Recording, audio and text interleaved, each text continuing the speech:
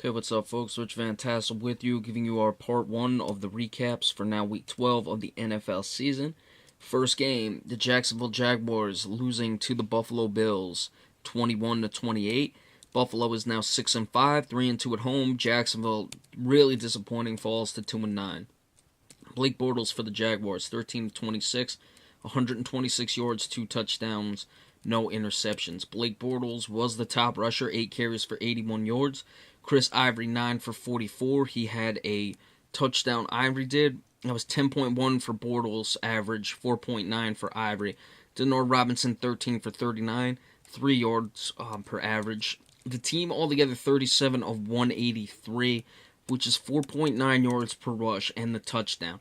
Take out that 8 for 81 though, and they're not at 4 yards per carry. That would be 29 carries for 102 yards. So that's less than 4 yards per carry. So they were really buoyed by those numbers by Blake Bortles. I didn't see much of the game. I don't know if those came on scrambles or designed runs, because we've talked about Jacksonville's struggles running the ball. So I don't know exactly how they did. If that was all scrambles, then the situation continues. If it wasn't, if they were designing Bortles to run, well, at least they found a running game, but they lost anyway, and it's too little too late.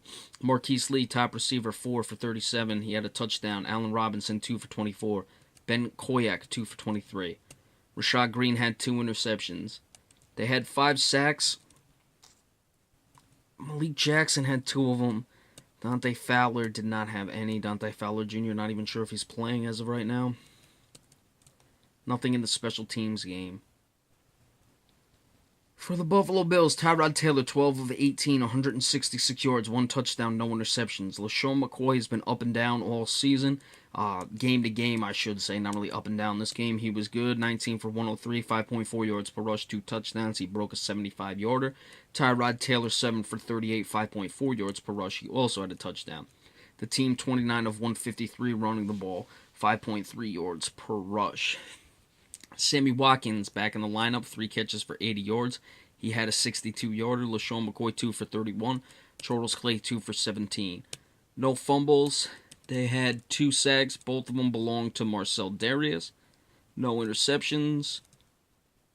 No field goals. Nothing of note in the return game. So Jacksonville, like we just said when we were talking about the running game, I don't know how they did it to get those rushing numbers if they came off scrambles, but as you saw, that came from the quarterback, not from running backs today.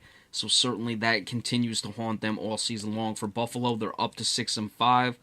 Their passing wasn't as good as I expected. They got some things done with Sammy Watkins. I don't know how long this team can continue just running the ball the way they are, which is very good, don't get me wrong, but I think this team is going to have to rely on the pass a little bit more, and we'll have to see when that comes about.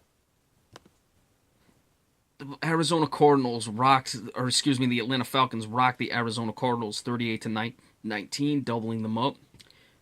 Arizona drops to 4-6-1, 1-4 on the road. Atlanta is 7-4, 3-2 at home. Not looking good for the Arizona Cardinals.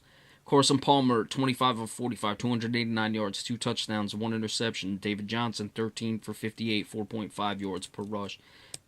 Carson Palmer had 1 rush for 0 yards, so that was all the running, basically. David Johnson was the top receiver, 8 for 103, a touchdown. Larry Fitzgerald, 4 for 53. Jermaine Gresham, 5 for 35, he had a touchdown. Carson Palmer fumbled, it was not lost. The team had 3 sacks. DJ Swearinger, an interception. Chandler Cantazzaro, 2 for 2 in his field goals. For the Atlanta Falcons, Matt Ryan, very good. 26 of 34, 269 yards, 2 touchdowns, 1 interception. Devontae Freeman, top rusher, 16 for 60, 3.8 yards per rush, 2 touchdowns. Taylor Gabriel had a rush of 27 yards. Matt Ryan, 4 for 15. Tevin Coleman was 8 of 9 running the ball, which is only 1.1 yards per rush, but had a touchdown. The team altogether 30 of 116, 3.9 yards per rush, the 3 touchdowns. But under 4 yards per carry when you have a 27-yard rush is not very good, especially when you run 30 times. Taylor Gabriel, the top receiver, 4 for 75. He had 2 touchdowns. Mohamed Sanu, 8 for 65. Justin Hardy, 3 for 47. I haven't heard Justin Hardy's name in a while. Julio Jones, 4 for 35.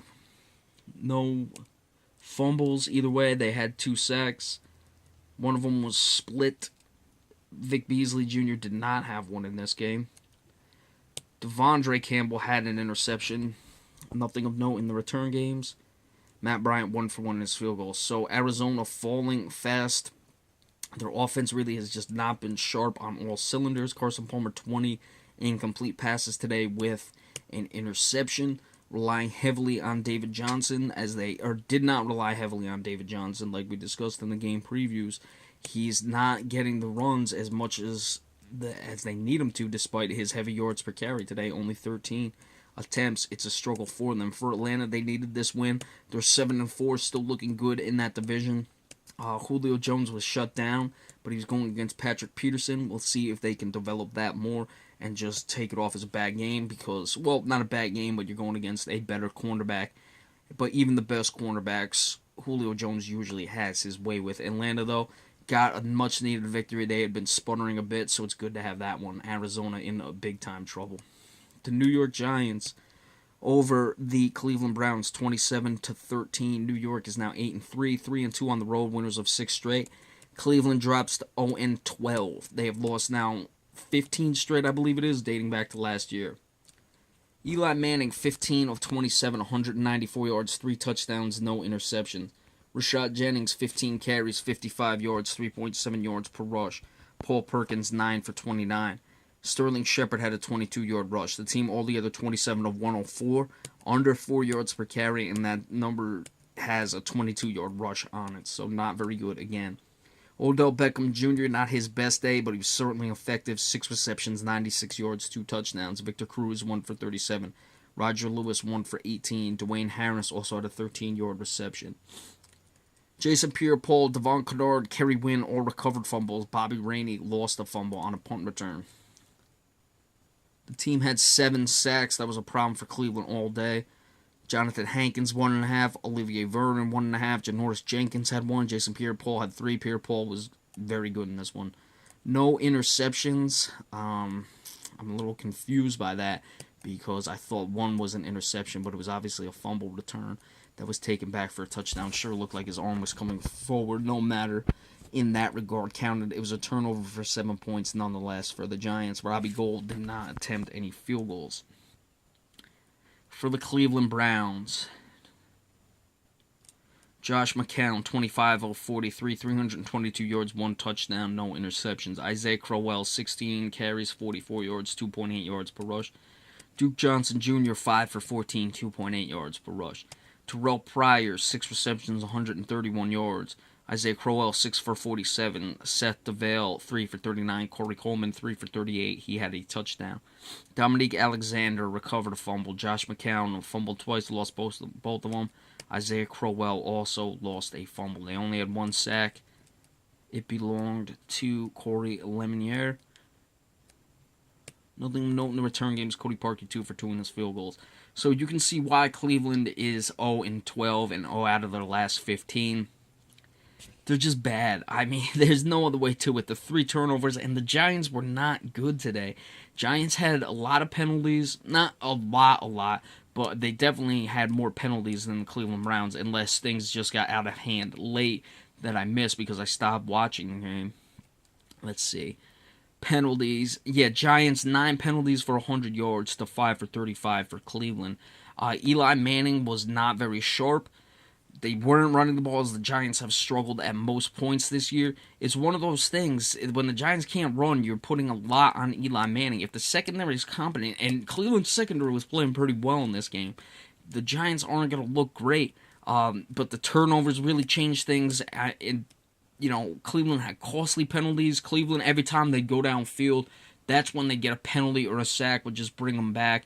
It's bad. They're just a terrible team. They very well could go 0-16. I would have to look at their schedule to see where they might pick up a win from here on out. But it's not looking very good for them. And the New Orleans Saints running out the Los Angeles Rams 49-21. Jared Goff for the Rams. 20 of 32, 214 yards, 3 touchdowns, 1 interception. Todd Gurley, 13 carries, 50 yards, 3.8 yards per rush. Tavon Austin, 1 for 10. The team, 17 of 69, 4.1 yards per rush. Kenny Britt, 5 receptions, 52 yards. Lance Kendricks, 4 for 51. Tavon Austin, 4 for 45. All of them had receiving touchdowns. Todd Gurley 4 for 39. No touchdowns for him receiving. Mark Barron recovered a fumble. Jared Goff lost a fumble. They had 2 sacks. Robert Quinn and Aaron Donald, 2 of the better defensive line players in the league, both had those sacks. Benjamin Cunningham had 5 kick returns for 163 yards, a longest of 61, a total of 32.6. You take that 61 off, that's still 4 returns for 102 yards, which is over 25 yards per return, so he was good all the way around. Greg Zuerlein did not attempt any field goals. The Saints, Drew Brees, 28 of 36, 310 yards, 4 touchdowns, no interceptions. Willie Snead throw a pass of 50 yards for a touchdown. Mark Ingram, 14 carries, 146 yards, 10.4 yards per rush. 1 touchdown. Tim Hightower, 15 of 51, 3.4 yards per rush. The team, 32 carries, 209 yards, 6.5 yards per rush. They had 2 touchdowns because Drew Brees had a 1-yard touchdown run. Michael Thomas, top receiver, 9 for 108, 2 touchdowns. Josh Hill, 6 for 74. Kobe Fleener, 4 for 59. Tim Hightower, 2 for 52. I believe he had the 50-yard touchdown reception from Willie Snead. Mark Ingram had a receiving touchdown, as well as Brandon Coleman. Paul Kruger, Silo Ko recovered fumbles. Drew Brees lost a fumble. Tommy Lee Lewis fumbled. It was not lost. 3 sacks for the Saints. Kenny Vaccaro had an interception. No field goals attempted. So the Saints, I guess, hanging in there in the playoff race. Drew Brees, hey, his numbers have been very good. The offense is really not a problem at all. Defensively is where they had their problems, though, in this game and really all season. You saw Jared Goff still put up some good numbers. It was a wild one early. It was like 28-21 at halftime. I just think that Los Angeles could not keep up the pace throwing the ball, even against a poor Saints defense, because Jared Goff being a rookie, and I think that's what basically ended it for them. But the Saints, hey, still alive. Atlanta did win. There were only 2 back in that division. But the wild card, I guess, we'll have to see. But certainly Drew Brees is playing very well, and we'll see how they can continue to move forward. All right, in a little bit, we will be back with part 2 of the recaps. Be sure to stay tuned for that. And remember, we appreciate all subscriptions. We'll see you in a little bit. Thank you.